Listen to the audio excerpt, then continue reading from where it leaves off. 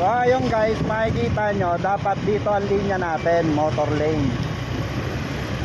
So lahat, okupado na ng mga kupal dito sa daan.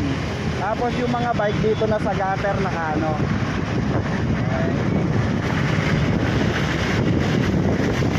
So dito mo makikita, dito nyo makikita guys kung gaano kawalan disiplina talaga sa mga motorista rito sa ano, sa bansa natin, di ba? Magmula doon sa Quezon City ano, guys, is wala kang madaanan na motor lane, di ba? So tingnan mo tulad nito guys. So kailangan natin pumunta ng gutter, di ba? Tayo mag-a-adjust talaga guys. Kahit nga yung mga bike lane guys, puno na.